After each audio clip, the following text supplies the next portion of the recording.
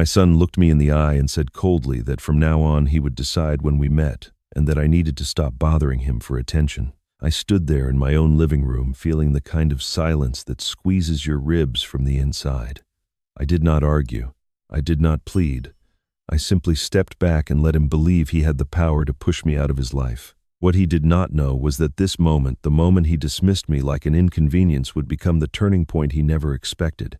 Families do not break in a single blow. They crack slowly from small humiliations, ignored responsibilities, and the quiet belief that a parent will always wait in the shadows.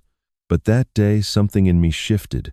I had spent years supporting him, giving more than I should, sacrificing more than he ever noticed. Yet in one breath, he reduced me to a burden. I stayed calm, but inside a storm began forming, a storm he would eventually have to face. Because 2 weeks later, when he showed up at my door, shaking voice, unsteady eyes, full of something I had not seen since he was small, he realized too late that I was no longer the father who absorbed every wound in silence. If you stay with me until the end, you will see what he brought that night, what truth shattered his pride, and how the choice I made after changed everything for both of us, twists he never imagined, and a reckoning he could not escape. My name is Luther Briggs.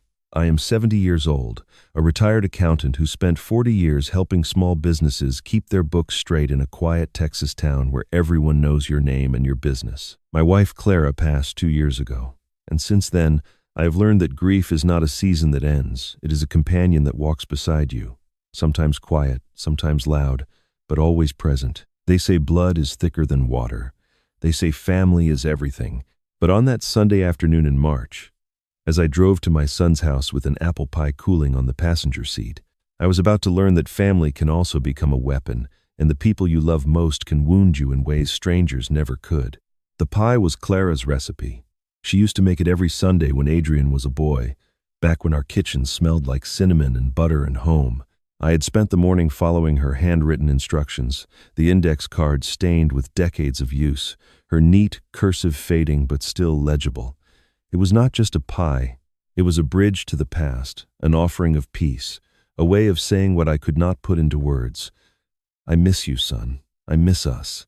I miss who we used to be. Adrian's house sat in one of those new developments, where all the homes looked the same, beige walls, manicured lawns, windows that reflect the sun like blind eyes.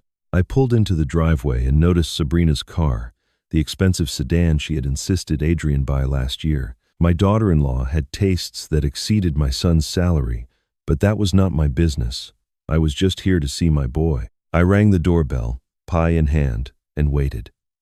When the door opened, it was not Adrian who greeted me. Sabrina stood in the entrance, her arms crossed, her lips pressed into a thin line of displeasure. She was a beautiful woman, I had always acknowledged that, but there was something behind her eyes that made me uneasy, something cold and calculating that I could never quite name. "You didn't call first," she said. "Not hello, not come in, just that flat accusation." "I apologize," I said, keeping my voice steady. "I made Clara's apple pie, thought Adrian might enjoy it." She stared at the pie as if I had offered her something distasteful, then stepped aside with a sigh that made clear I was an inconvenience. "He's in the living room." As I walked through the hallway, something caught my attention. At the end of the corridor, a door was closed, unusual in a house where every room usually stood open. A small star sticker decorated the corner of the door frame, the kind you might put in a child's room. From behind it, I heard faint music, a lullaby, soft and distant, playing from some unseen device. I slowed my steps, curious. "What's that room?" "The living room is this way, Father." Sabrina's voice was sharp, her hand already on my elbow, guiding me firmly in the opposite direction. The touch was not gentle, it was controlled, dressed as courtesy. Adrian sat on the couch, and when he looked up at me, my heart cracked. My son, my only child, the boy I had taught to ride a bicycle, the young man I had walked through his first heartbreak, could not meet my eyes. He looked hollow, as if something essential had been drained from him. Sabrina positioned herself beside him, one hand resting on his shoulder like a puppeteer checking her strings. "Dad," Adrian said, and his voice sounded rehearsed, mechanical. "From now on, I'll decide when we meet. Stop bothering me." The words hit me like stones. I stood there, pie in hand, searching my son's face for some sign of the boy I raised. But Adrian only stared at the floor, his jaw tight, his hands clasped between his knees. Behind him, Sabrina smiled, a small, triumphant curve of her lips that she did not bother to hide. I could have argued. I could have demanded explanations, raised my voice, fought for my place in my own son's life. But Clara had taught me something important in our 42 years of marriage. Dignity is not about winning battles. It is about knowing which battles to walk away from. So I set the pie on the coffee table. I looked at Adrian one last time, memorizing the stranger he had become. And then I turned and walked out without a single word. The drive home passed in silence. I do not remember the roads, the traffic, the familiar landmarks. I only remember the weight in my chest, heavy as a stone, and Clara's voice in my memory. Luther, when words fail, let your actions speak. At home, I went to my desk to put away my keys.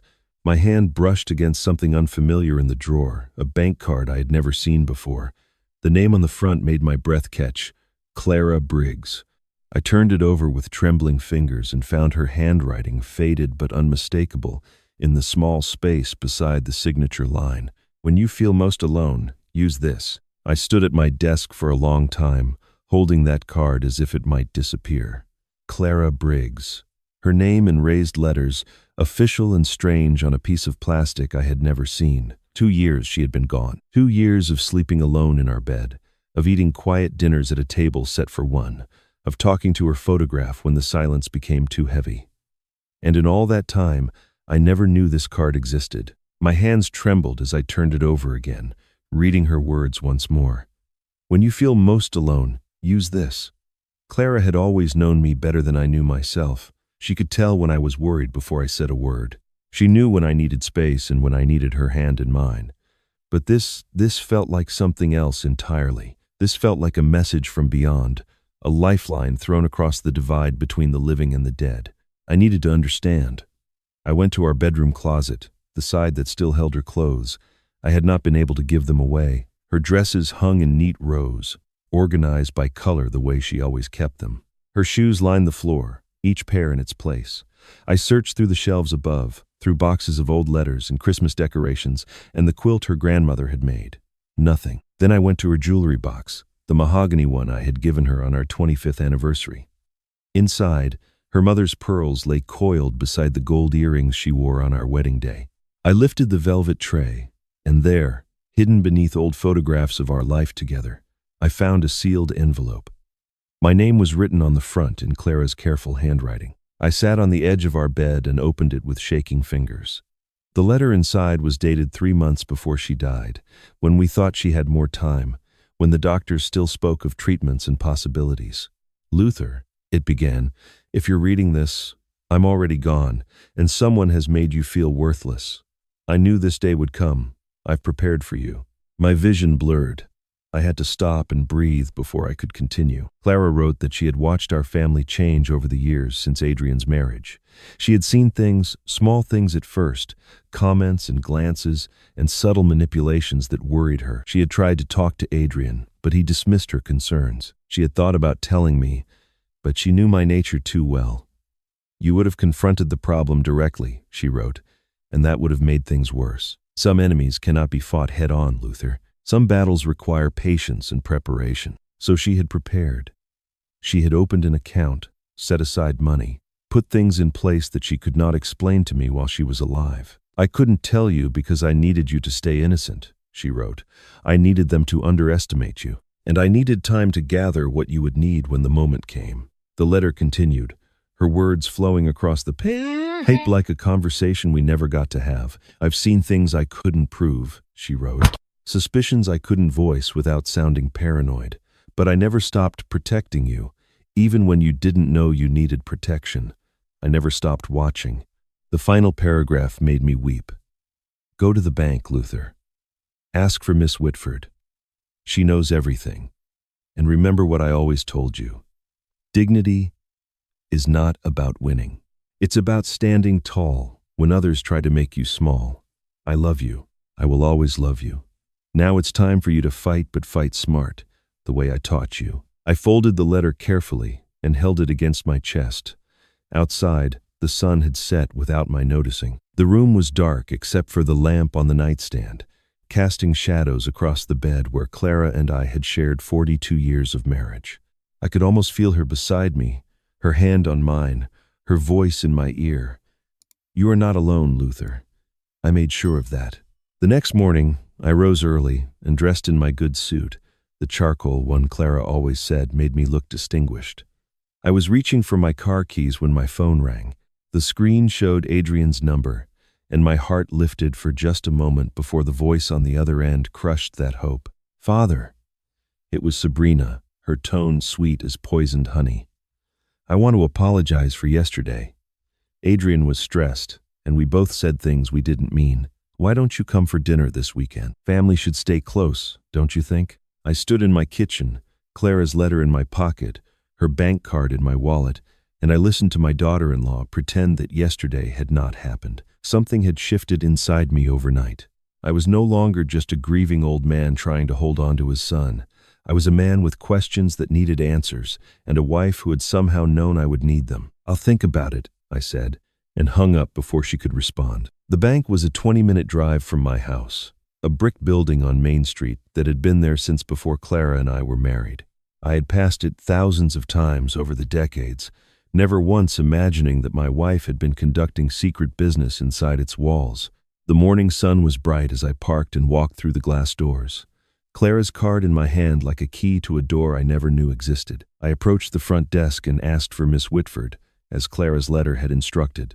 The young teller's eyes widened slightly, and she picked up her phone to make a call. Within moments, a woman in her mid-50s emerged from a back office. She had kind eyes behind wire-rimmed glasses, and when she saw me standing there, her face softened into something that looked almost like relief. "Mr. Briggs," she said, extending her hand, "I've been waiting for this day. Please, come with me." She led me to a private office and closed the door behind us.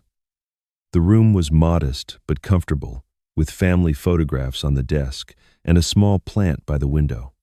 Miss Whitford gestured for me to sit, then took her place across from me with an expression that held both warmth and gravity. "Your wife spoke of you often," she said. "Every time she came in, she asked about you, how you were doing, whether you seemed happy, if you had mentioned anything unusual at home. She loved you very much, Mr. Briggs." "Clara came here regularly?" The question felt strange in my mouth. We had shared everything, or so I had believed. "Every month for the past 5 years," Miss Whitford confirmed. "She opened the account shortly after your son's wedding. She would check the balance, review the investments, and always ask the same question: is the account still safe? Has anyone tried to access it?" 5 years.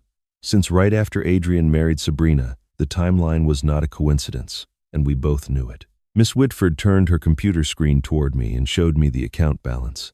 I had expected a few $1,000s, perhaps a small emergency fund Clara had tucked away and forgotten to mention. What I saw made my breath catch in my throat. $180,000. "That's impossible," I whispered.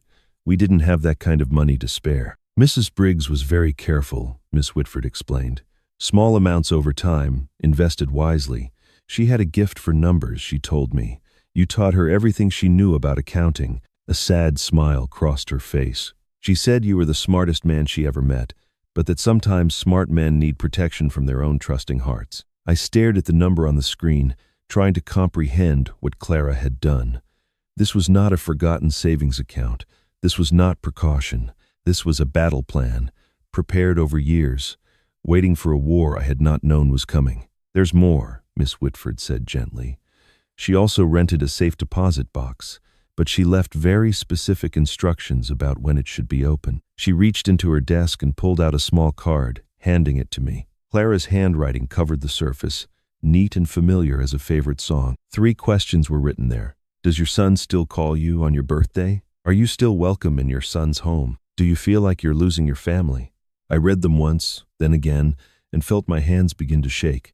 Last year, Adrian had not called on my birthday. He had sent a text message 3 days late, brief and impersonal, clearly written at Sabrina's insistence. Yesterday, I had been told to stop bothering him, to wait for permission to see my own child.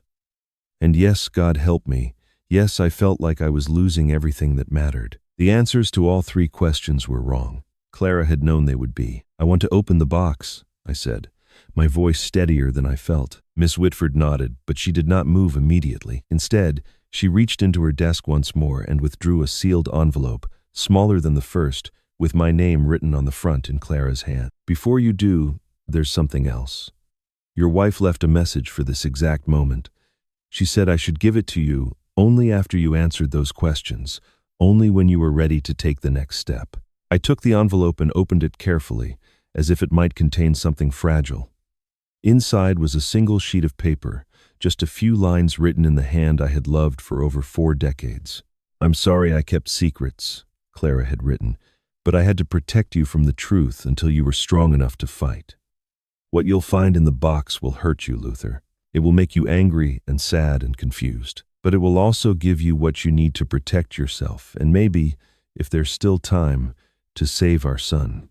I believe in you. I always have.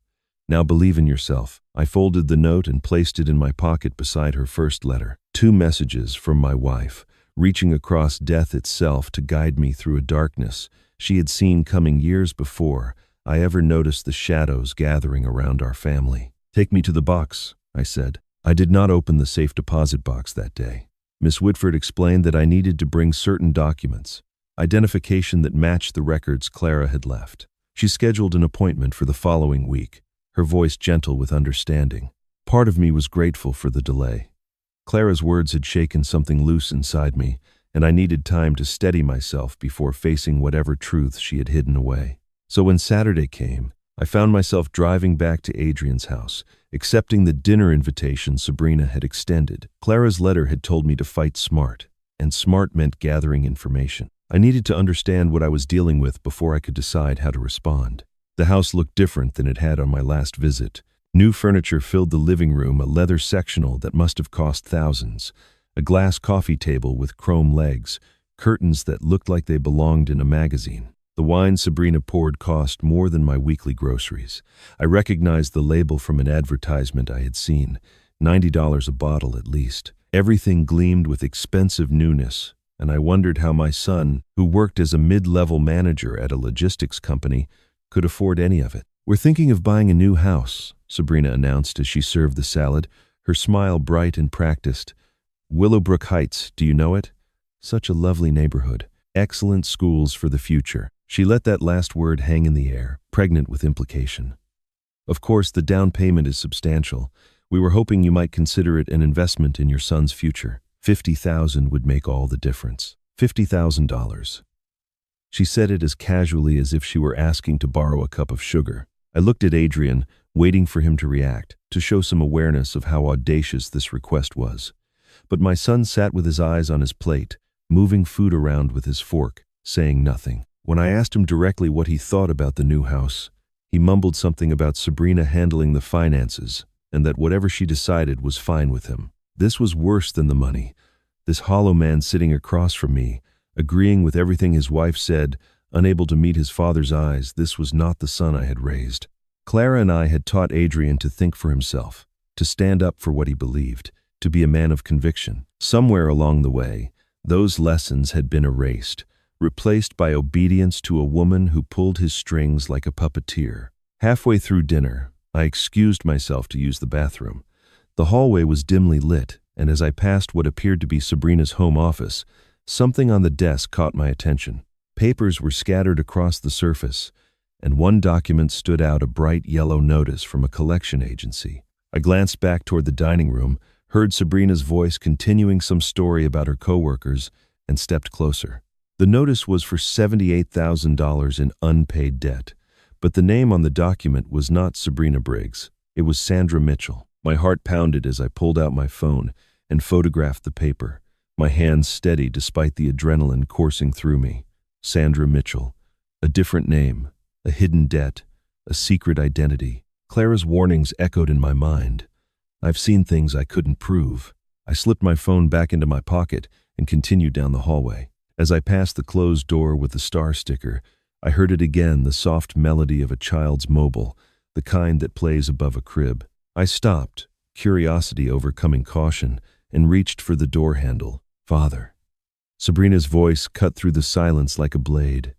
She stood at the end of the hallway, her smile fixed and cold. "Are you lost?" "The bathroom is the other way." "I thought I heard something," I said. "Old houses make strange noises." She walked toward me, her heels clicking on the hardwood floor, and gestured firmly toward the bathroom door.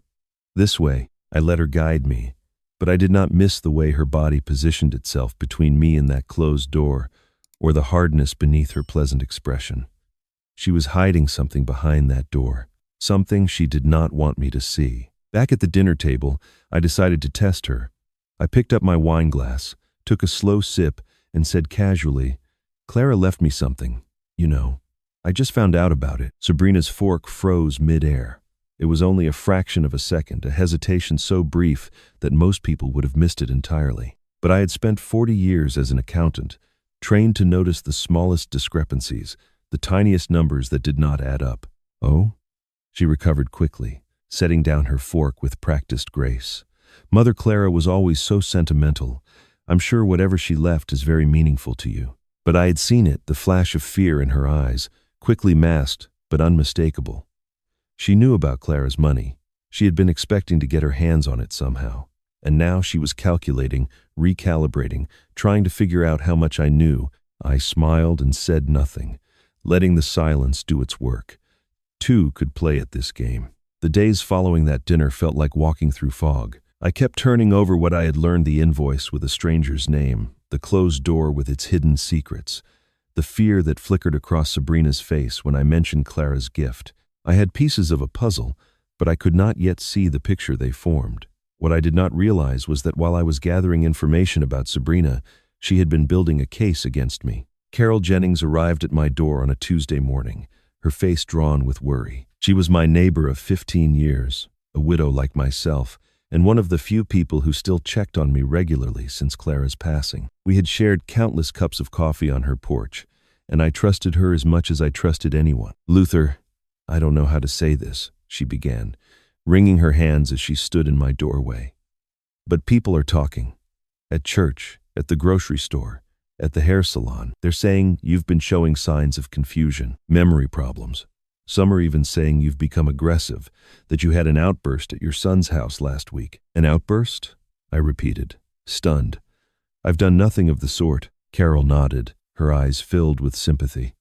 "I know, Luther. I know you. But the stories are spreading, and they sound convincing, detailed, like someone who knows you has been sharing concerns." She hesitated. "I heard Margaret Dawson say that your daughter-in-law has been worried about you for months, that she's tried to help, but you've pushed her away." Months. Not days, not weeks, months. Sabrina had been planting these seeds long before I found Clara's card, long before I began asking questions. She had been building a narrative of my decline, brick by careful brick, and I had been oblivious to the walls rising around me. The following Sunday, I went to church seeking normalcy, seeking the comfort of familiar hymns and friendly faces. What I found instead made my stomach turn. The moment I walked through the doors, conversation stopped. People I had known for decades looked at me with pity or concern, then quickly looked away. When I greeted Martha Collins, who had sat beside Clara in the choir for 20 years, she patted my arm and said, "You take care of yourself, Luther," in the tone one uses with a child or an invalid. Pastor Lewis delivered his sermon that morning on the topic of community care. "We must watch over our elderly members," he said from the pulpit, his voice carrying through the sanctuary. "Sometimes they don't realize they need help. It falls to us, their spiritual family, to guide them gently toward the support they require." He did not say my name. He did not have to. I felt every eye in the congregation shift toward me, weighing me, judging me against the stories they had heard. But then I noticed something that gave me pause. As Pastor Lewis spoke about caring for the confused and the lost, his gaze drifted to the back of the church.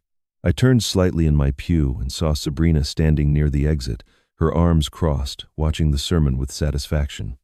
When Pastor Lewis's eyes met hers, his expression changed. It was not conviction I saw on his face. It was not righteousness or pastoral concern. It was fear, raw and unmistakable there for just a moment before he looked away and continued speaking. I filed that look away in my memory, adding it to the growing list of things that did not add up. That night, I sat alone in my living room, thinking about Clara. I remembered how she used to document everything, writing down recipes in her careful hand, keeping notes from phone calls, even recording conversations sometimes when she needed to remember details for her volunteer work at the community center. Memory fades, but evidence doesn't, she would say.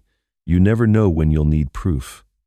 I had teased her about it, called it her accountant's habit carried over from her years helping me with the books. Now I wondered what else she might have documented. What else she might have recorded. My thoughts were interrupted by a knock at the door. When I opened it, Officer Ramirez stood on my porch, a young man I had known since he was a boy delivering newspapers on his bicycle. He would not meet my eyes, and his discomfort was written across his face like a confession. "Mr. Briggs," he said, his voice heavy with reluctance, "I'm sorry to bother you. We received a report that you've been approaching children in the neighborhood inappropriately. There's been a complaint filed. I need to ask you some questions." The world tilted beneath my feet. I gripped the doorframe to steady myself, staring at this young officer who could not look at me, and understood with terrible clarity that Sabrina was no longer just trying to isolate me from my son. She was trying to destroy me completely. I invited Officer Ramirez inside because I had nothing to hide, and because standing on my porch discussing accusations of this nature would only feed the rumor mill that was already churning against me. He sat on Clara's favorite chair, the floral one by the window, and I sat across from him with my hands folded in my lap, trying to project a calm I did not feel. "An anonymous concerned citizen called the station," Ramirez explained, his eyes fixed on his notepad rather than my face. "They reported seeing you at Memorial Park last Tuesday afternoon, watching children on the playground. They said you approached several of them, tried to engage them in conversation, and that your behavior seemed erratic, confused, last Tuesday." I searched my memory. I had not been to Memorial Park in months. My walks took me along Oak Street, past the library, through the quiet neighborhoods where Clara and I used to stroll together. On Tuesday, I had spent the entire afternoon in my garden, pruning the rose bushes that Clara had planted our first spring in this house. "I wasn't at the park," I said, my voice steady despite the rage building in my chest. "I was here, at home, working in my yard. I haven't been to Memorial Park since before Clara passed." Ramirez looked up, something like hope flickering in his expression. "Can anyone verify that, Mr. Briggs? Did anyone see you here that day?" I thought for a moment, then remembered. The Patterson boy from across the street had ridden by on his bicycle while I was watering the roses. He had waved, and I had waved back, a simple exchange, the kind neighbors share without thinking. And the Pattersons, I knew, had installed a security camera on their porch last year after a string of package thefts in the neighborhood. "Check with the Pattersons," I said. "They have a camera that faces the street. It would have captured me in my garden all afternoon." Ramirez nodded and made a note. He left with promises to follow up, and I sat alone in my living room, staring at Clara's empty chair, feeling the walls of my world closing in around me. 2 hours later, he returned. This time, his posture was different. Shoulders relaxed, eyes meeting mine without hesitation. "The footage clears you completely, Mr. Briggs," he said. "You were in your garden from 1 o'clock until nearly 5. The only interaction you had with any child was waving back at Tommy Patterson when he rode past." He paused, his expression troubled. "Sir, I want you to know someone is trying very hard to hurt you." This report was detailed and convincing. Whoever made it knew enough about your routines to make the story plausible. If not for that camera, this could have gone very differently. I thanked him for his diligence, but after he left, I understood that being cleared was not the same as being vindicated. The accusation had already spread through the neighborhood like poison through groundwater. Over the following days, I saw the change. Neighbors who had smiled and waved now crossed the street to avoid me. Parents pulled their children inside when I walked past, watching from behind curtains until I was gone. At the grocery store, a woman I had known for years moved her cart to a different checkout line when she saw me approaching. Sabrina's genius was terrible in its simplicity. She had not needed the accusation to stick. She had only needed it to exist. The mere suggestion of impropriety was enough to mark me, to isolate me further, to ensure that if I ever tried to speak against her, my words would fall on ears already poisoned with doubt. Even false accusations leave stains that never fully wash out. I was learning that lesson in the cruelest possible way, but I was also learning something else. I could not fight this battle alone. I found Mr. Dalton's business card in my desk, tucked behind a stack of old tax returns from my accounting days. He had been a young attorney back then, handling contracts and business disputes for some of my clients. Now he was a senior partner at his firm, with gray hair and a reputation for thoroughness that had only grown over the decades. I called his office and asked if he could make time for an old acquaintance with an unusual problem. We met the following afternoon in his office downtown. I told him everything: Clara's hidden account, the dinner at Adrian's house, the invoice with a stranger's name, the rumors, the false accusation, the fear I had seen in Pastor Lewis's eyes. When I finished, I pulled out my phone and showed him the photograph I had taken of the debt collection notice. Dalton studied it for a long moment, his expression unreadable. Then he looked up at me, and I saw something sharpen in his gaze, the look of a man who had just caught the scent of something rotten. "Sandra Mitchell," he said slowly. "That's not a name I recognize. But if your daughter-in-law is receiving collection notices under a different name, that raises serious questions about who she really is." He set down the phone and leaned back in his chair. "Let me do some digging, Luther. Background checks, public records, anything I can find. If there's a history here, I'll uncover it." I drove home feeling something I had not felt in weeks. Hope. Not much, just a flicker, fragile as a candle flame in the wind, but it was enough to keep me moving forward. 2 days later, Dalton called. His voice was grave, stripped of its usual professional warmth. "Luther, I found something," he said. "Sabrina Briggs doesn't exist before 2015. No driver's license, no tax records, no credit history, nothing. It's like she appeared out of thin air 7 years ago, right around the time she met your son." He paused, and I heard him take a breath. "But Sandra Mitchell? She has a history. And Luther, it's not pretty. I think you need to come to my office. There are things you need to see." Dalton's office felt different when I arrived the next morning.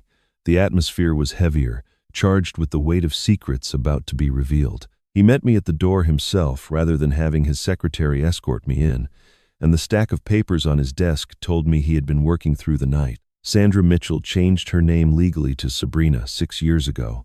He began without preamble, sliding a document across the desk toward me. The petition was filed in Nevada, processed quickly, and buried in bureaucratic paperwork. On the surface, it looks routine. People change their names for many reasons: marriage, divorce, personal preference. But here's what's unusual. He tapped the paper with his finger. After the name change, Sandra Mitchell essentially ceased to exist. No forwarding address, no updated records, no trace. It's as if she wanted to erase not just her name, but her entire history. I studied the document, seeing my daughter-in-law's face in my mind, that practiced smile, those calculating eyes. Why would someone do that? Usually because they're running from something, Dalton said. Debt, criminal charges, a reputation they can't escape. In Sandra's case, I believe it was all three. Before he could continue, my phone rang.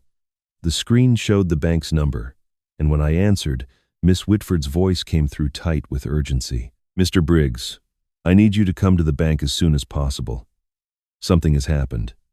She paused, and I heard her take a steadying breath. "Someone attempted to access your wife's account this morning using fraudulent identification. They presented documents claiming to be Clara's next of kin with authority over her estate. The teller recognized that something was wrong and refused the transaction, but we captured everything on our security cameras." My grip tightened on the phone. "Who was it?" "I think you need to see for yourself, Mr. Briggs.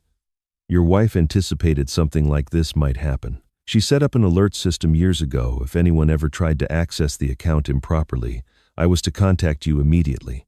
She was a very wise woman." Dalton accompanied me to the bank, where Miss Whitford led us to a small security office in the back. A monitor displayed frozen footage from that morning, and when she pressed play, my suspicions were confirmed. There was Sabrina, dressed professionally in a dark blazer, presenting papers to a young teller with the confident smile of someone who had done this many times before.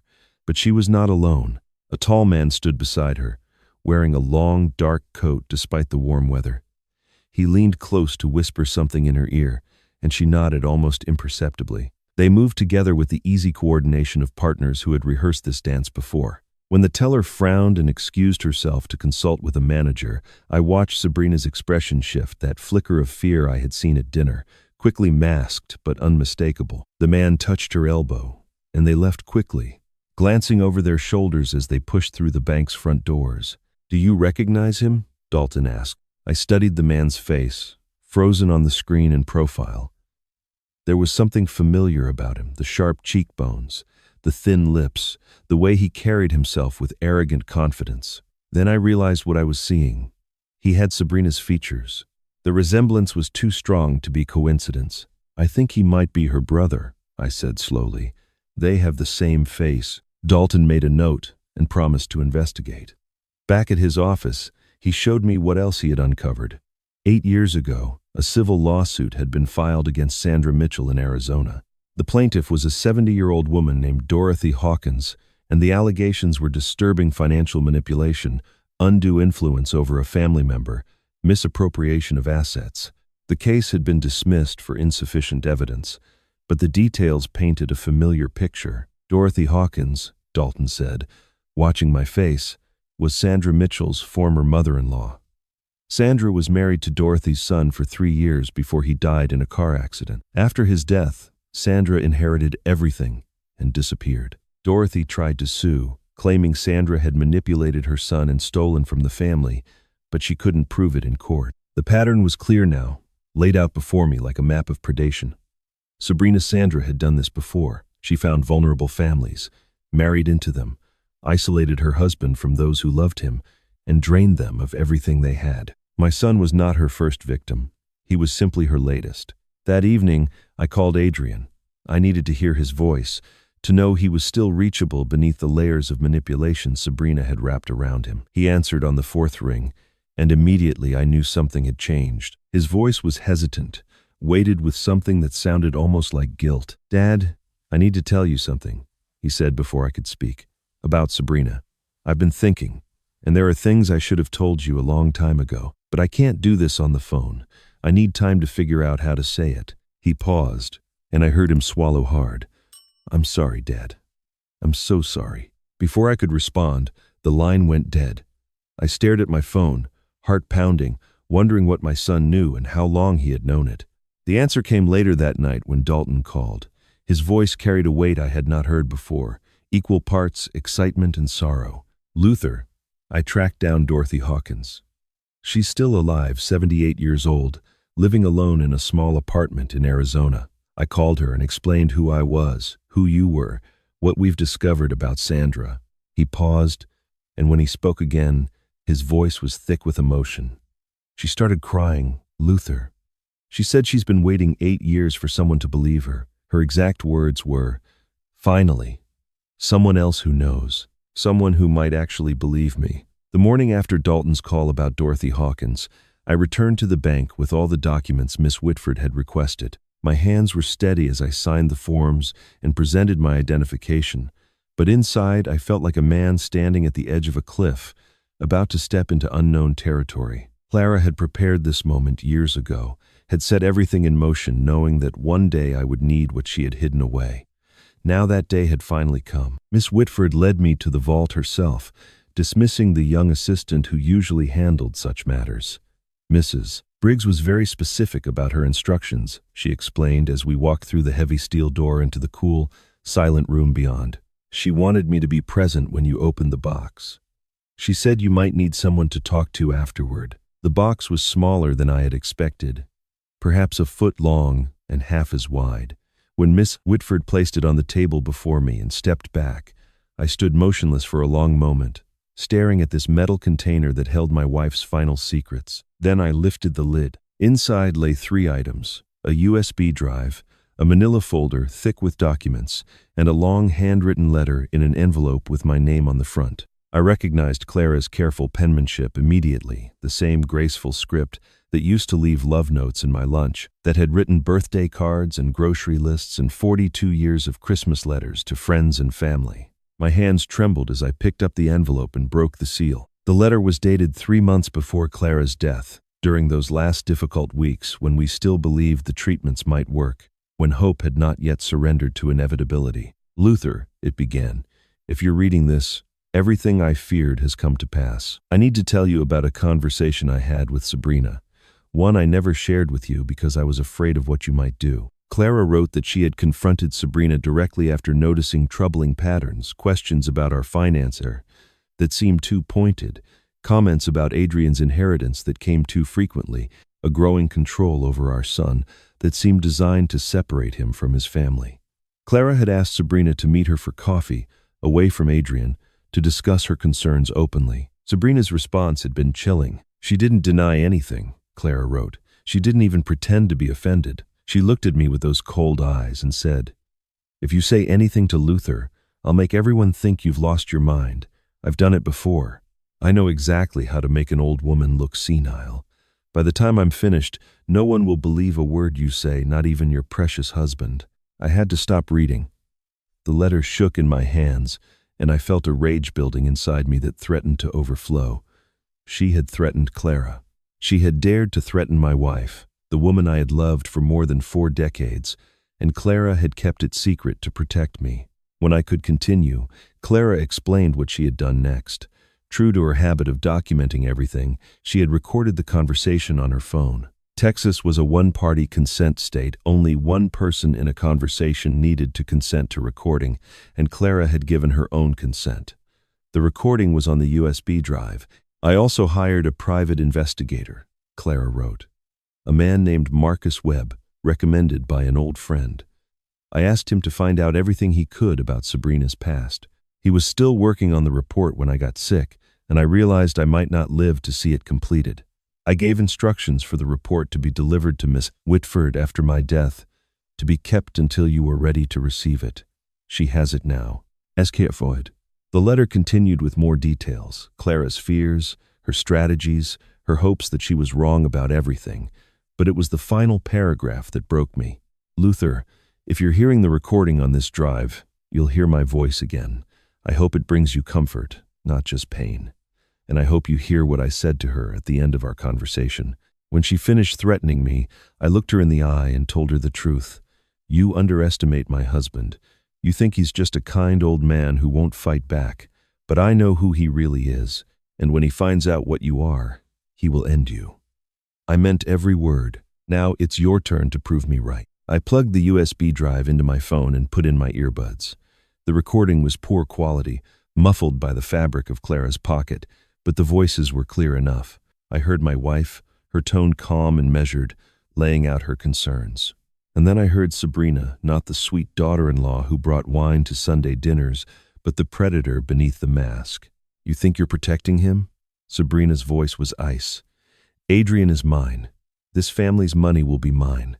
The old man will die alone, and no one will care. You're already half dead yourself.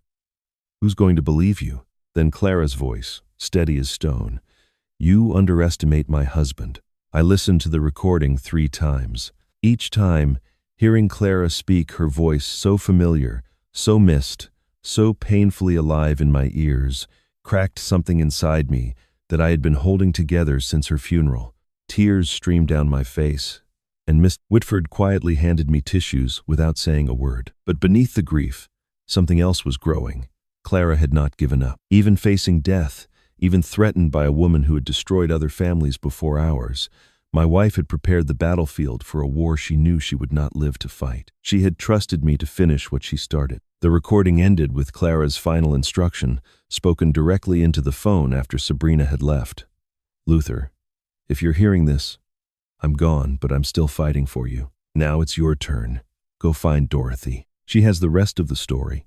2 days later, Dalton and I boarded a flight to Phoenix. The journey felt surreal, like stepping into a chapter of someone else's life. I had never been to Arizona, had never imagined that the search for truth about my daughter-in-law would take me across the country to meet a woman I had never heard of until a week ago. But Clara's final instruction had been clear, and Dorothy Hawkins was waiting. The apartment complex where Dorothy lived was modest, a beige stucco building with peeling paint and a courtyard that had seen better days. Dalton had told me that Dorothy once owned a home in Scottsdale, a comfortable house with a swimming pool where she had raised her son and planned to grow old surrounded by grandchildren. That dream had died 8 years ago, along with so much else. When Dorothy opened the door, I saw a woman who had been worn down by grief but not defeated by it. She was thin, with white hair pulled back in a simple bun and eyes that held both sorrow and fierce determination. For a moment, she just stared at me, her hands gripping the doorframe as if she needed it for support. Then tears began to stream down her weathered cheeks. 8 years, she whispered. 8 years I've waited for someone to believe me, and now here you are. She ushered us inside, apologizing for the small space, offering coffee that I accepted more out of politeness than desire. Her apartment was neat but sparse, a few pieces of furniture, some photographs on the walls, a crocheted blanket draped over a worn armchair. Everything spoke of a life that had been reduced, compressed into this small space after everything larger had been taken away. Over coffee, Dorothy told us her story. Her son Michael had been a kind young man, perhaps too trusting for his own good. When he met Sandra Mitchell at a business conference, he fell hard and fast. Sandra was charming, beautiful, attentive, everything a lonely man could want. They were married within 6 months. At first, she was perfect, Dorothy said, her voice bitter with memory. She called me Mom. She helped with holiday dinners. She made Michael happier than I had ever seen him. I thought my prayers had been answered. But slowly, things began to change. Sandra started finding reasons why Michael should skip family gatherings. She suggested that Dorothy was too involved in their lives, too controlling. She convinced Michael to move their finances into joint accounts, to cut back on visits to his mother, to view Dorothy's concern as interference rather than love. She told him I was trying to steal his inheritance, Dorothy said, her cup trembling in her hands. His inheritance from me, from his own mother, and he believed her. By the end, my own son wouldn't take my phone calls. The tragedy came 3 years into the marriage. Michael died in a car accident on a rainy night, losing control on a highway curve. Sandra inherited everything: the house, the savings, the life insurance policy Michael had increased just months before his death. Within weeks, she had sold the property, liquidated the accounts, and vanished without a trace. She took my grandchild too, Dorothy said, and fresh tears spilled down her cheeks. A little girl named Emma. I met her only twice before Michael died. After that, Sandra disappeared with her, and I never saw my granddaughter again. I hired investigators, filed lawsuits, did everything I could think of, but Sandra was already gone, and Emma was gone with her. For all I know, my granddaughter doesn't even know I exist. I listened in growing horror, seeing the pattern that Clara had identified years ago. Sabrina Sandra was not merely greedy. She was methodical, patient, systematic in her destruction. She found vulnerable families, identified their weaknesses, and exploited them with surgical precision. She's not just greedy, Dorothy said, as if reading my thoughts. She's a predator. She finds families like ours, bleeds them dry, and moves on to the next. And she doesn't work alone. Dorothy rose slowly and walked to a small bookshelf, retrieving a photograph album. She flipped through the pages until she found what she was looking for, then handed the open book to me. The photograph showed a wedding scene: Michael and Sandra standing before an altar, young and smiling, surrounded by flowers. But it was the man standing beside Sandra as her witness that made my breath catch. Tall, sharp-featured, with the same cold eyes I had seen in the bank security footage. The resemblance to Sabrina was unmistakable. "That's her brother," Dorothy said. "Vincent. He was always around during the courtship, helping Sandra charm Michael, making everything seem normal and wholesome. After the wedding, he disappeared, but I learned later that he was the one who introduced Sandra to Michael in the first place. He finds the targets. She does the rest. They've been running this scheme together for years, probably destroying families I've never even heard of." I stared at the photograph, at Vincent's confident smile, at the way he stood beside his sister like a partner in crime rather than a sibling at a wedding. This was who had been at the bank with Sabrina. This was who had helped her try to steal Clara's money. Dorothy reached across the table and gripped my hand with surprising strength. Her eyes searched my face with an intensity that made me uncomfortable. "Your son Adrian," she said slowly. "Does he have children?" "Not that I know of," I replied, confused by the sudden question. Sabrina never mentioned wanting children, and Adrian hasn't said anything about... I stopped. The closed door at the end of Adrian's hallway, the soft lullaby music playing from inside, the small star sticker on the corner of the frame, Sabrina's sharp redirection whenever I got too close. Dorothy saw the realization dawn on my face, and her expression crumbled with sympathy. "Oh, Luther," she said softly.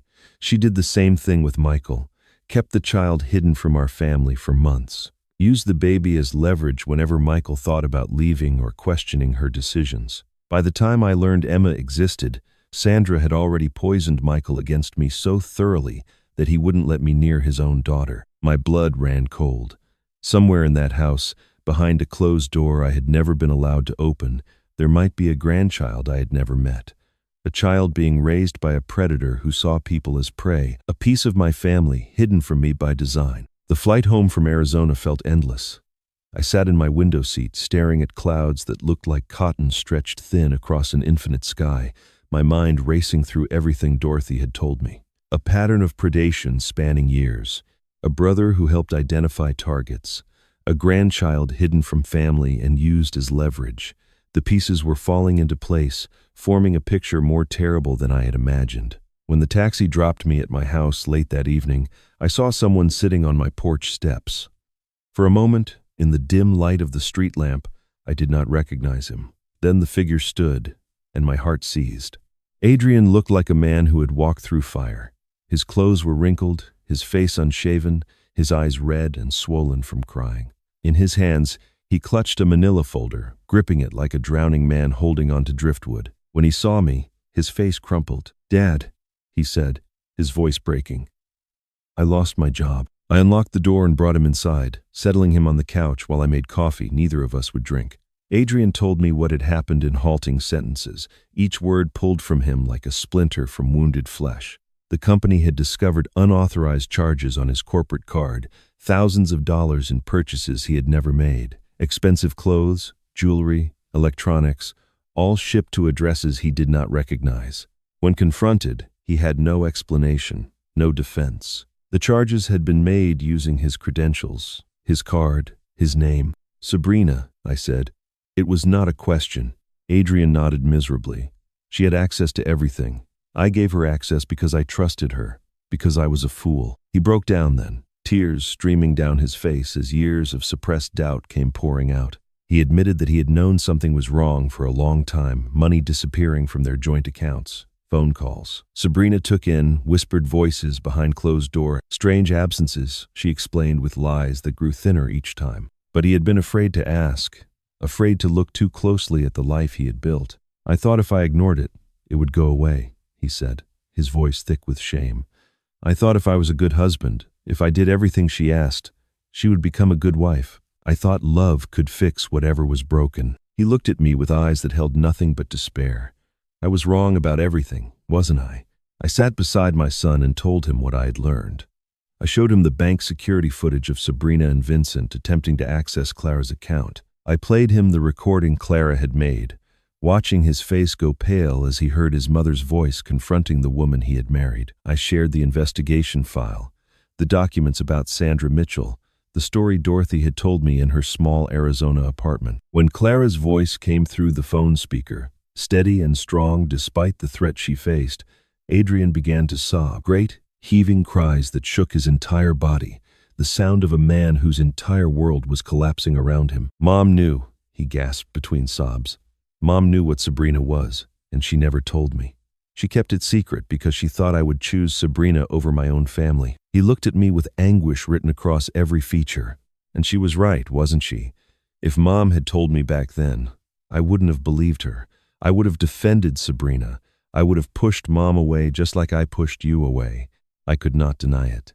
Clara had known our son better than he knew himself, had understood that the truth spoken too soon would have driven him deeper into Sabrina's arms rather than freeing him from them. So she had prepared in silence, building her case piece by piece, trusting that one day Adrian would be ready to see what she had seen. For a long time, we sat together in the quiet of my living room, father and son united in grief and dawning understanding. Then Adrian straightened, wiping his face with the back of his hand, and spoke words that stopped my heart. "Dad, there's something else. Something I should have told you a long time ago." He took a shaky breath. "We have a daughter. Her name is Sophie. She's 2 years old." The room seemed to tilt around me. A granddaughter. I had a granddaughter, and I had never known she existed. "Sabrina didn't want you to know," Adrian continued, his voice hollow. She said you would try to interfere with how we raised her. She said grandparents from your generation had outdated ideas about parenting, that it was better to keep Sophie away from outside influences until she was older. He laughed bitterly. I believed her. I let her hide my own daughter from my own father. The closed door, the lullaby music, the star sticker on the frame. All this time, my granddaughter had been behind that door, growing up in the same house where I was treated as an unwelcome intruder. Sabrina had kept her hidden, had used her as another tool of control, just as Dorothy said she had done with little Emma 8 years ago. Before I could respond, Adrian's phone buzzed on the coffee table. We both looked at the screen. Sabrina's name glowed in the dim light, accompanied by a photo of her smiling that practiced perfect smile I had learned to distrust. Adrian picked up the phone. I watched his thumb hover over the answer button as Sabrina's sweet voice came through the speaker on the second ring, activated by accident or design. Honey, where are you? I miss you.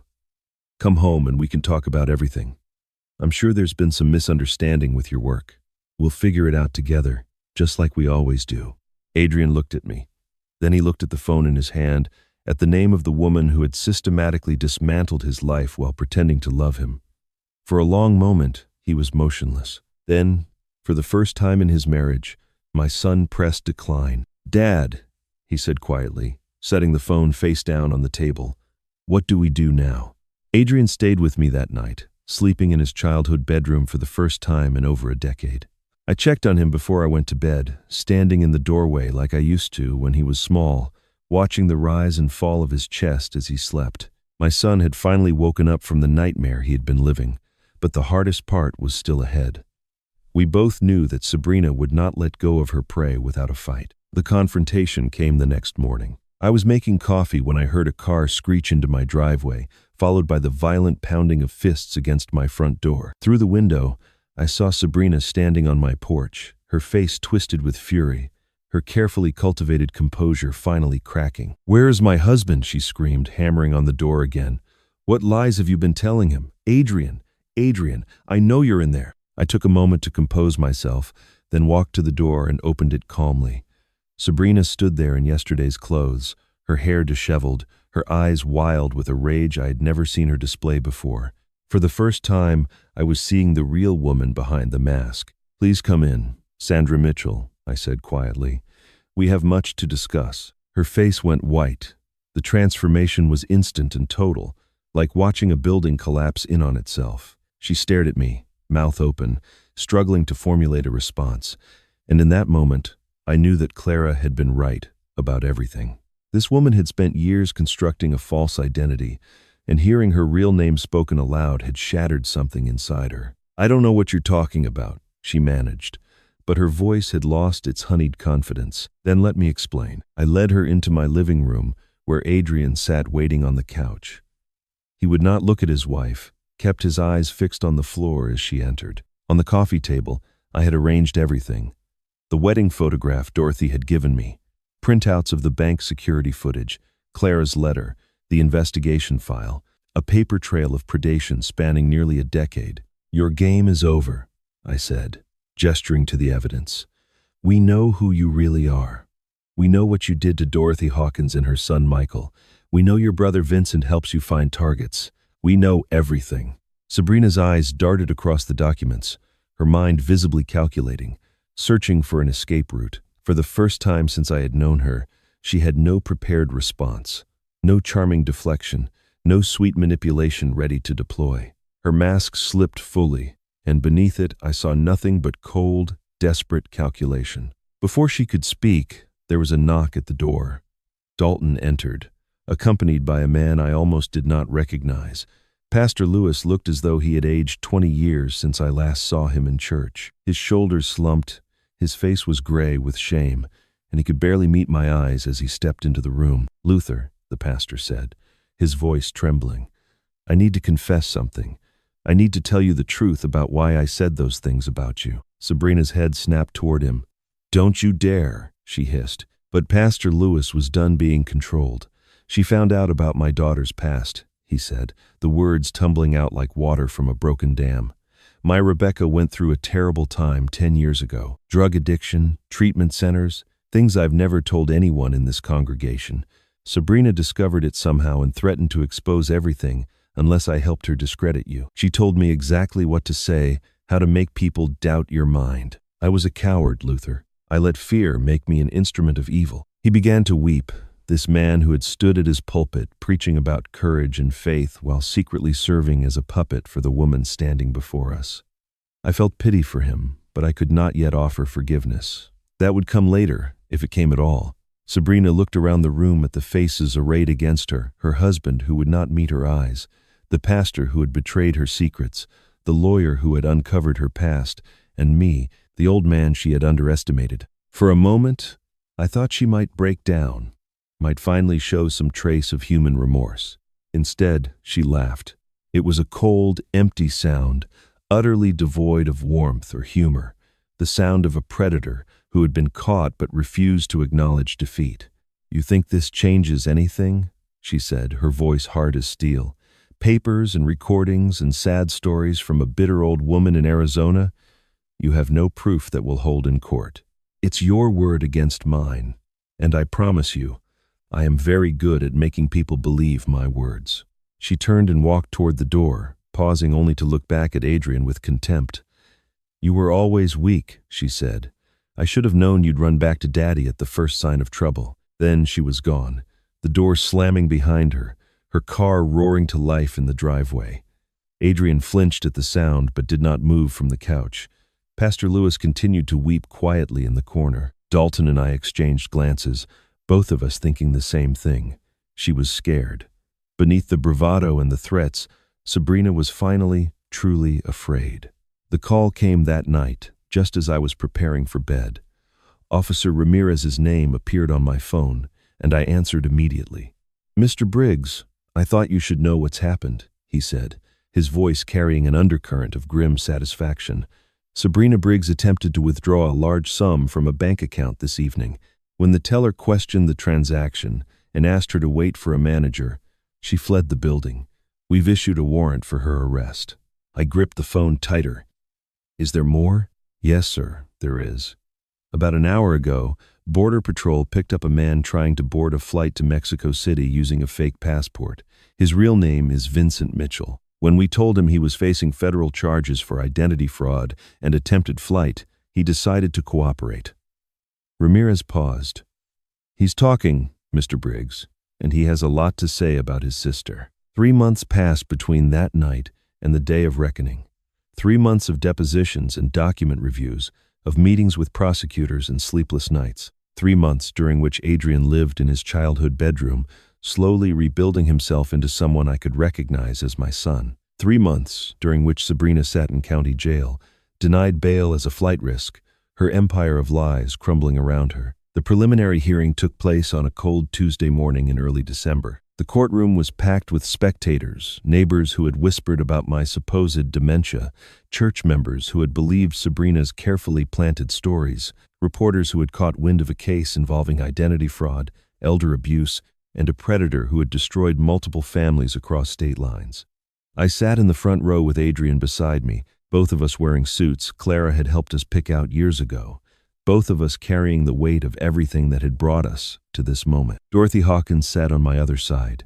She had flown in from Arizona the day before, insisting on being present despite her frail health. She walked with a cane now, her steps slow and careful, but her eyes burned with a fierce determination that age could not diminish. For 8 years, she had lived with the knowledge of what Sandra Mitchell had done to her family, powerless to prove it, dismissed by authorities who found her claims too outlandish to investigate.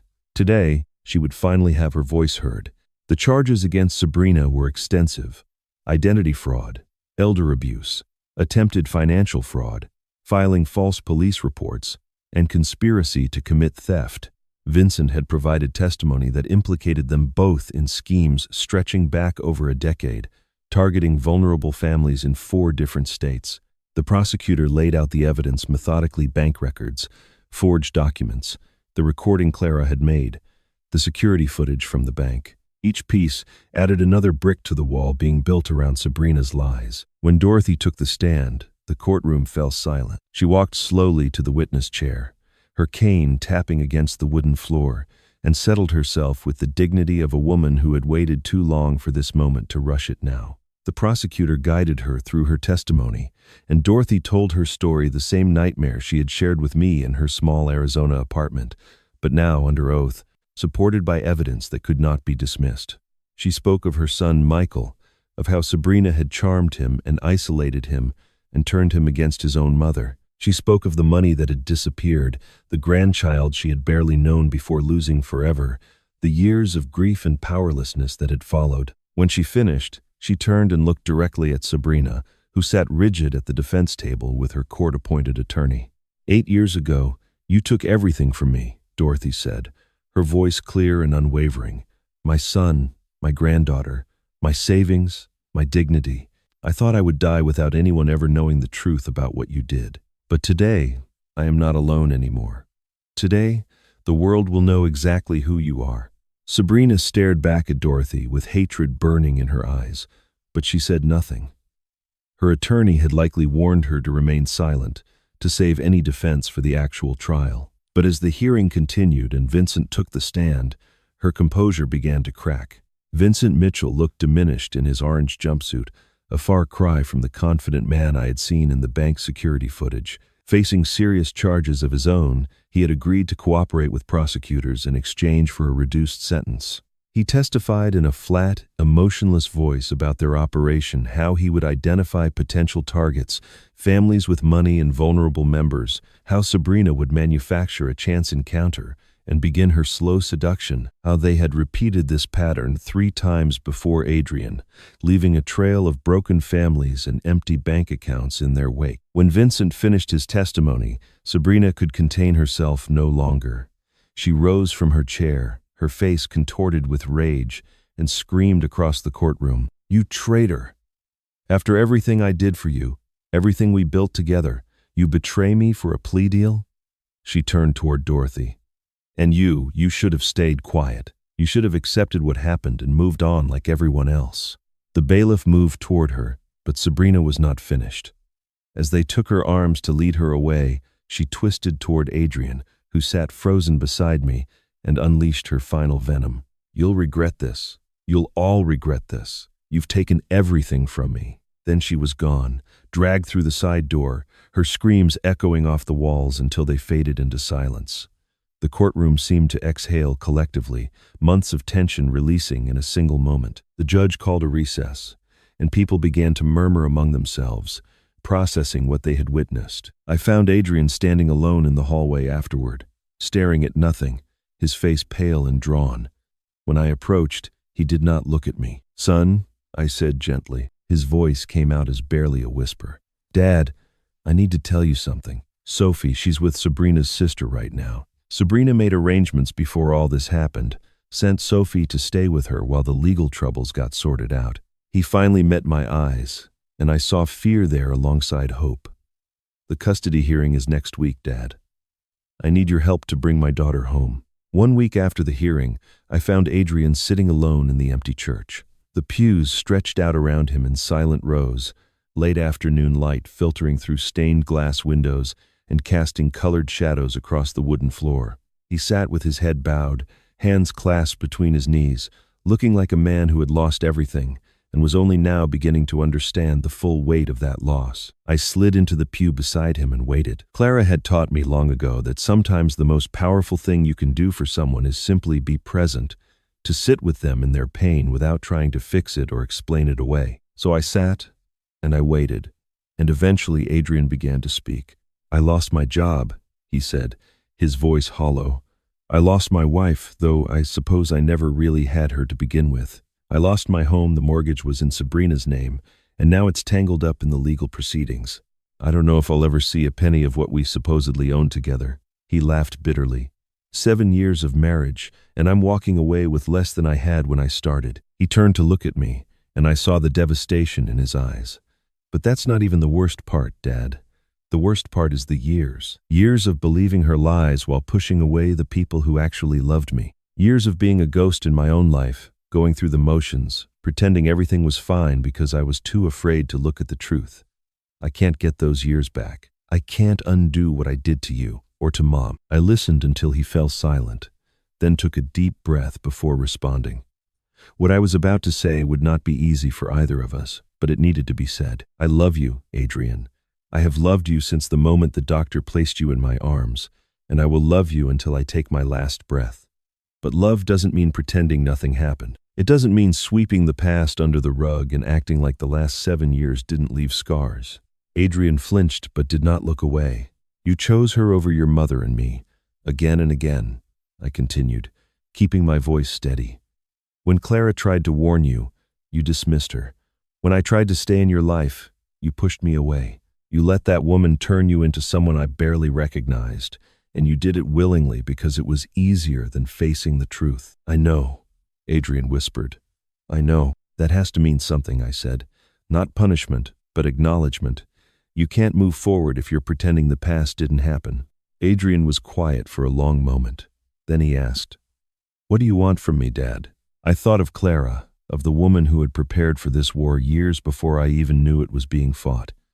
I thought of her faith in me, her belief that I would rise to meet this challenge when the time came, and I thought of what she would want for our son. I want you to become the man your mother believed you could be, I said. Start by fighting for your daughter. The custody battle, Dalton had explained, would not be simple. Sophie was currently in the care of Sabrina's sister in another state, placed there before Sabrina's arrest under the guise of a temporary visit. But with Sabrina facing serious criminal charges and Vincent's testimony exposing the family's pattern of fraud and manipulation, the court would likely view them as unfit guardians. Adrian had a strong case for full custody, but he would have to prove he could provide a stable home, a steady income, a life worth bringing a child into. That Sunday, Pastor Lewis stood before his congregation and did something I had not expected. He confessed everything: how Sabrina had discovered his daughter's past struggles with addiction, how she had threatened to expose the family's secret unless he helped discredit me, how fear had made him complicit in evil. His voice shook as he spoke, and tears ran down his weathered cheeks. "Brother Luther, I don't deserve your forgiveness," he said, looking directly at me in the third pew. "I failed you, I failed this congregation, and I failed the God I promised to serve. But I'm asking anyway. I'm asking for a chance to make things right." I held his gaze for a long moment, remembering the pain his words had caused, the way my neighbors had looked at me with pity and suspicion because of the seeds he had planted. Then I nodded once. It was not absolution, not yet, but it was acknowledgement that the path to redemption had to start somewhere. After the service, Adrian found me in the parking lot. He looked terrified and determined in equal measure. "Dad, I want to get Sophie back," he said, "but I have nothing. No job, no house, no money. I don't even know how to be a father. I never learned because I was too busy being Sabrina's puppet." I looked at my son, this broken man who had once been a bright-eyed boy with his whole future ahead of him, and I saw something I had not seen in years.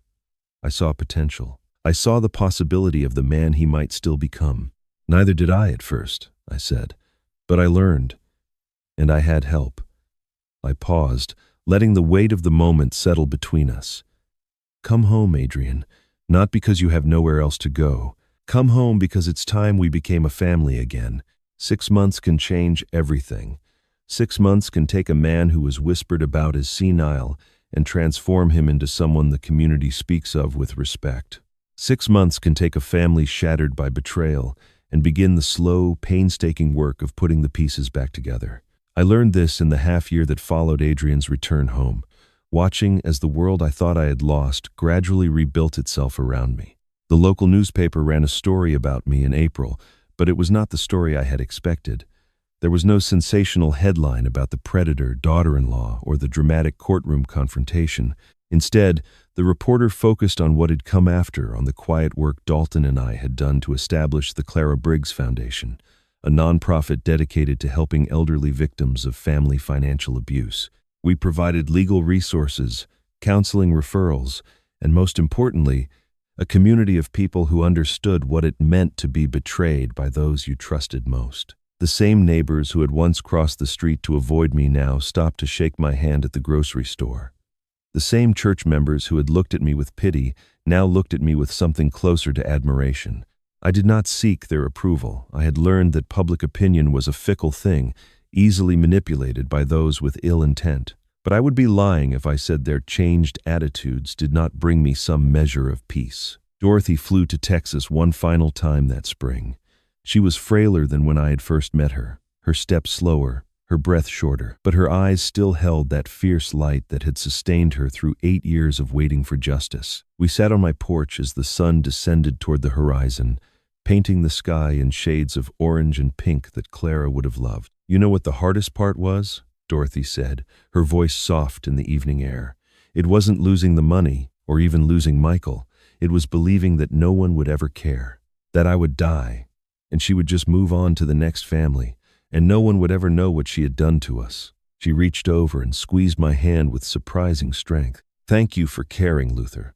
Thank you for believing me when no one else would." Dorothy passed away peacefully 3 months later, in her sleep, in the Arizona apartment that had become her final home. But she died knowing that justice had been served, that her story had been told, that her son's memory had been honored. I spoke at her memorial service, telling the small gathering of mourners about the brave woman who had waited 8 years for someone to listen. It was the least I could do for the ally I had found too late, but cherished nonetheless. The final sentencing came through in May.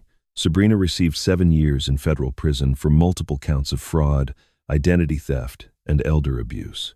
Vincent, whose cooperation had not spared him from accountability, received 10 years as the mastermind behind similar schemes in 4 states. The prosecutor made a point of mentioning Dorothy's testimony, noting that her courage in coming forward had been crucial to establishing the pattern of predatory behavior that elevated the charges from individual incidents to organized criminal enterprise. I did not attend the sentencing. I had no desire to see Sabrina again, no need for the closure that some people seek in watching their tormentor face consequences. Clara's voice on that recording had been all the closure I needed. Her strength, her foresight, her unwavering faith that I would rise to meet this challenge. That was the memory I chose to carry forward. Adrian spent those 6 months transforming himself. He found work at a local accounting firm, not a prestigious position, but honest work in the field his father had practiced for 40 years. He attended therapy every week, unpacking the years of manipulation and the guilt that came with recognizing his own complicity in our family's fracture. He visited me every Sunday, sometimes helping in Clara's garden, sometimes just sitting with me on the porch in comfortable silence. He was not the man he had been before Sabrina, and he was not yet the man he wanted to become, but he was moving in the right direction, one careful step at a time, and I was proud of him in a way I had not been able to feel for years. It was on a Sunday afternoon in late June when I heard a car pull into my driveway. I set down my watering can and walked around to the front of the house, expecting to see Adrian's familiar sedan. The car was his, but when he stepped out, he was not alone. He walked to the back door and opened it, then reached inside and lifted out a small child, a girl, perhaps 2 years old, with dark hair that curled around her ears and a face that made my heart stop in my chest. She had Adrian's eyes, bright and curious, but her nose, that slightly upturned nose, was pure Clara. Adrian walked toward me, carrying his daughter in his arms, and I saw tears streaming down his face. "Dad," he said, his voice cracking with emotion, "I want you to meet Sophie, and I want Sophie to meet her grandfather." I could not move. My feet seemed rooted to the ground, my body frozen in place as I stared at the child in my son's arms. She was so small, so perfect, so utterly unexpected despite everything I had learned about her existence.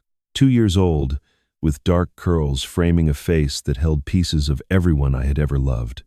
Adrian's eyes looked back at me, bright with curiosity and completely unafraid.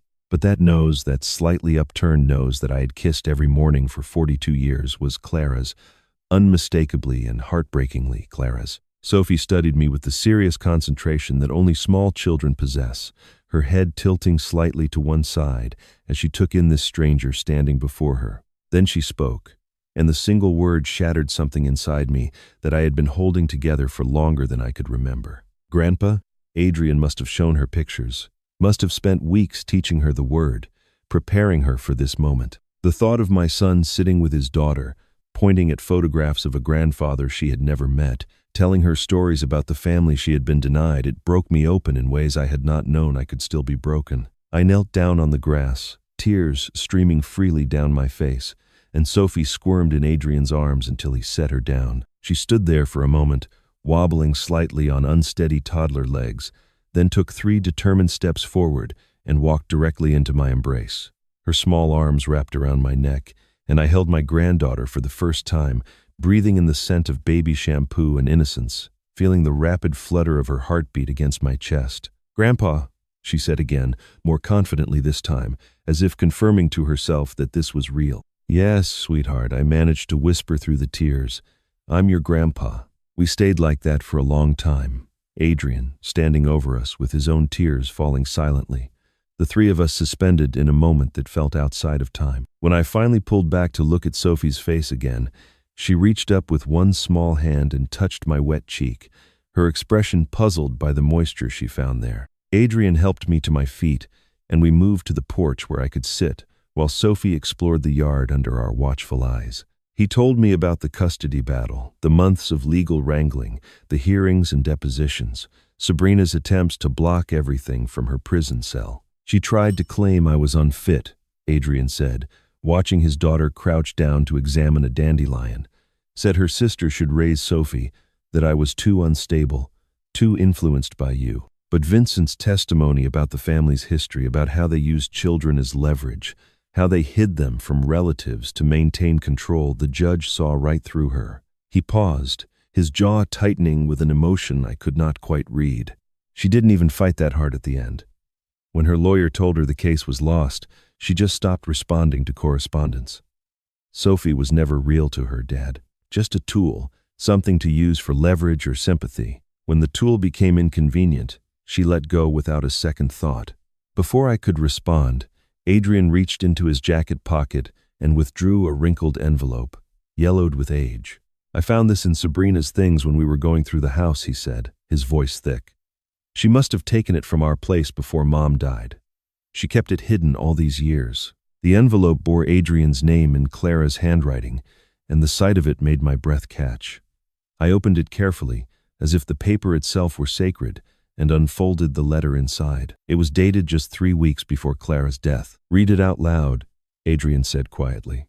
"Please." So I did.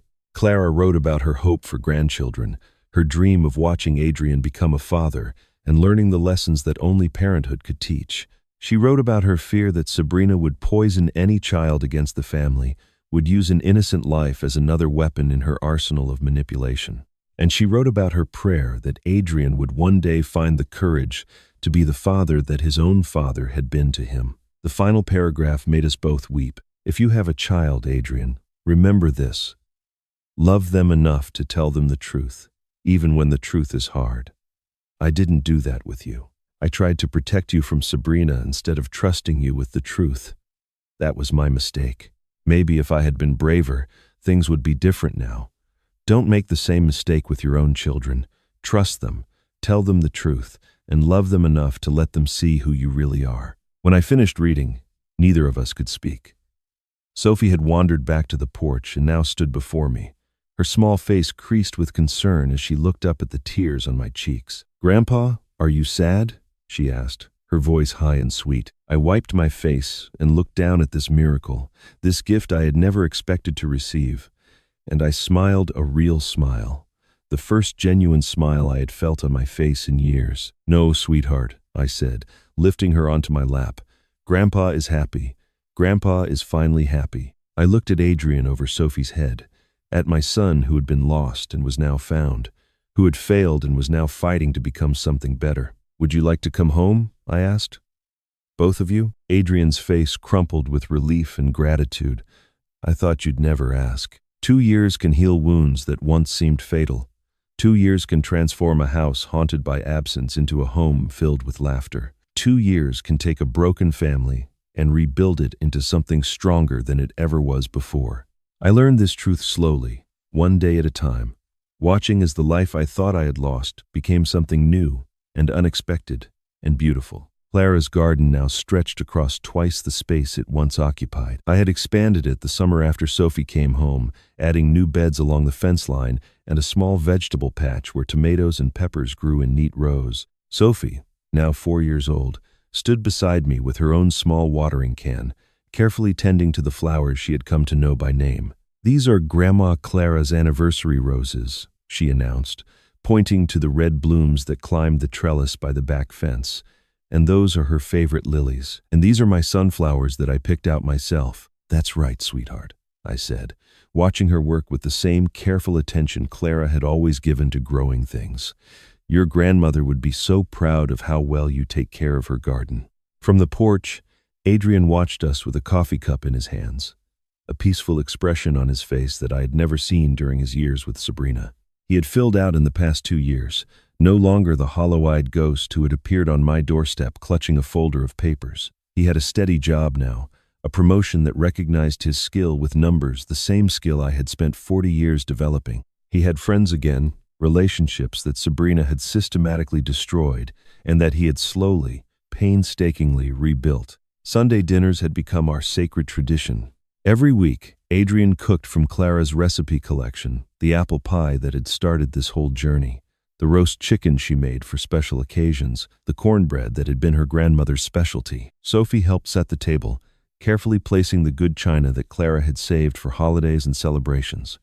We used it every Sunday now, because I had learned that waiting for special occasions meant missing too many ordinary miracles. Before we ate, I said grace, something I had stopped doing after Clara died, unable to thank God for anything when he had taken the person I loved most. But I had started again, finding new words for an old ritual. "For family," I said, holding Sophie's small hand on one side and Adrian's strong grip on the other. "For the ones who stayed and the ones who wait for us." Sabrina remained in federal prison, scheduled for release in 5 more years. She had never contacted Adrian or Sophie, not a single letter, not one phone call, not even a request for photographs of the daughter she had born and then abandoned. Sophie did not ask about her mother, and we did not volunteer information. One day, when she was old enough to understand, Adrian would tell her the truth. Until then, she had all the love she needed. Vincent would likely die behind bars. After the trial, other victims had come forward, families from 3 more states who had been targeted by the Mitchell siblings over the past 15 years. The additional charges ensured that his hunting days were permanently over. After dinner that evening, I sat alone on the porch while Adrian and Sophie cleaned up inside. In my hands, I held 2 photographs. The first was my wedding picture with Clara, taken 47 years ago in front of the little white church where we had pledged our lives to each other. We looked so young, so hopeful, so certain that love would carry us through whatever challenges lay ahead. The second photograph was new, taken just last month. It showed 3 figures standing in Clara's garden. Me, Adrian, and Sophie, surrounded by the flowers Clara had planted and the additions we had made together. 3 generations, connected by blood and choice and the fierce determination to protect what mattered most. Different pictures, different decades, but the same thing at the center: family. The screen door banged open, and Sophie burst onto the porch with the boundless energy of a 4-year-old who had been promised a treat. "Grandpa, Daddy says we can watch the stars tonight. He's getting the blanket." I smiled and took her outstretched hand, letting her pull me to my feet. But before I followed her inside, I paused and looked up at the sky, where the first stars were beginning to appear in the deepening blue. "Clara," I whispered, soft enough that only the evening breeze could hear. "You were right. You were always right. Family isn't what they take from us. It's what we choose to keep. Thank you for preparing me. Thank you for fighting when I didn't know there was a war." I looked down at the photographs still resting on the porch table, at the young couple full of hope and the older family full of hard-won wisdom. Then I looked at Sophie's face, at Clara's nose and Adrian's eyes, at this miracle who had been hidden from me and was now the center of my world. "We made it, Clara," I said, finally allowing myself to speak the words I had held inside for 3 long years. "We're finally whole." Sophie tugged my hand impatiently toward the door, where Adrian waited with a blanket draped over his arm and a smile on his face. I followed her inside, leaving the photographs on the porch table, where the moonlight could catch them both past and present, loss and recovery, ending and beginning, resting side by side in the silver glow of a Texas evening. And so ends the story of Luther Briggs, a man who refused to let betrayal define him, who found strength in his late wife's love and who prove that dignity and patience can be the most powerful weapons against those who seek to destroy us. Clara prepared the battlefield, but Luther won the war. Not with violence, not with cruelty, but with truth, perseverance, and the quiet courage to stand tall when others tried to make him small. If this story touched your heart, I invite you to share it with someone who needs to hear it today. Perhaps you know an elderly parent who feels isolated from their children. Perhaps you recognize the signs of manipulation in someone you love. Perhaps you simply needed a reminder that justice, though slow, eventually finds its way to those who deserve it. I would love to hear from you in the comments below. Have you ever witnessed family betrayal like Luther experienced? Do you know someone who became a different person after marriage? What would you have done in Luther's situation? Your stories matter, and this community grows stronger when we share our experiences with one another. If you enjoyed this story, please take a moment to like this video, subscribe to our channel, and ring the notification bell so you never miss another tale of courage, resilience, and redemption. We publish new stories every week, each one crafted to remind you that no matter how dark the night becomes, dawn is always waiting. Thank you for staying until the very end. Until next time, remember Clara's wisdom. Family is not what they take from us, it is what we choose to keep.